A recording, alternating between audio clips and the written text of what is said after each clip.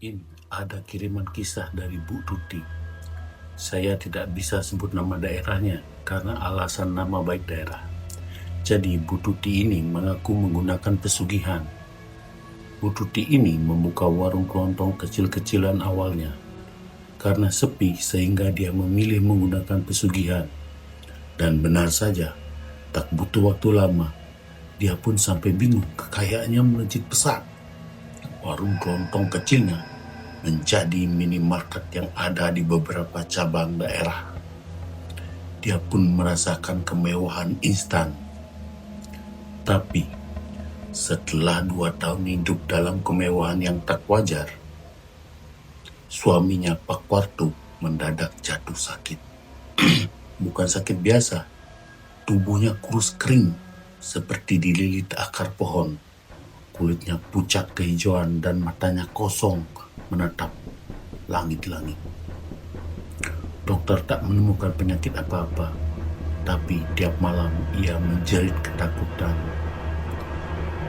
Dia datang, dia mau aku, bau tanah basah, dia tarik kakiku.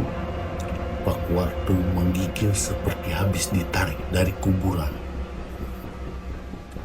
Anak sematawayang mereka, Rara, yang masih berusia 10 tahun, juga mulai melihat sosok-sosok menyeramkan. Ia sering menggambar wanita tanpa wajah dengan rambut panjang yang meneteskan darah. Dalam tidurnya, Rara mengigau. Ibu, wanita hitam itu bilang aku cantik. Dia mau aku jadi anaknya. Eros semakin mengerikan. Suatu malam, Bu Tuti terbangun karena mendengar suara pintu gudang dibuka sendiri. Padahal kuncinya disimpan di dalam laci kamarnya. Ia turun perlahan-lahan dengan senter. Saat membuka pintu belakang rumah, ia mencium bau anyir darah yang menyengat. Di depan gudang ada sesuatu, seonggok tubuh hitam besar, tanduk dengan mulut sorbet lebar penuh darah. Tumbal berikutnya, anakmu Tuti, kau sudah berjanji kekayaan ini tak gratis. Makhluk itu menghilang dalam kabut hitam pekat, meninggalkan bercak yang tak bisa dibersihkan. Keesokan harinya, Bu Tuti mendapat boneka Rara tertancap paku di altar pesugihan yang tersembunyi di gudang.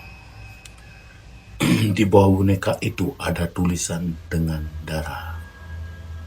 Rara, malam Jumat Wage. Bu Tuti akhirnya mengaku pada dukun tua yang dulu memberinya pesugihan. Kiai Jalak, sang kiai menolak membantunya.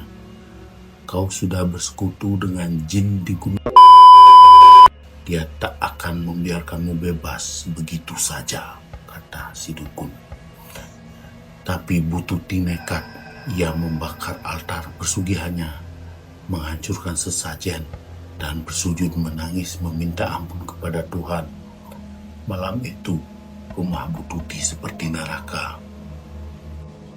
Angin berputar-putar menghantam dinding rumah.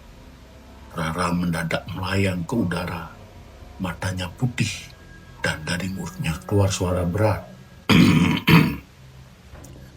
Kau ingkar janji manusia najis. Bu Tuti menjerit sekuat-kuatnya sambil memeluk Rara. Ia membaca doa-doa yang dulu dia abaikan. Tubuhnya terbakar seperti dililit bara api, tapi ia terus berdoa. Tiba-tiba semuanya hening. Rara jatuh pingsan, udara menjadi dingin. Altar pesugihan benar-benar hancur menjadi abu. Tapi di lantai tertulis satu kalimat yang tak bisa hilang. Tumbal ditunda, tapi jiwa sudah ditandai. Bu Tuti berhenti menggunakan pesugihan dan mencoba hidup sederhana. Ia menjual rumah dan pindah ke kota kecil.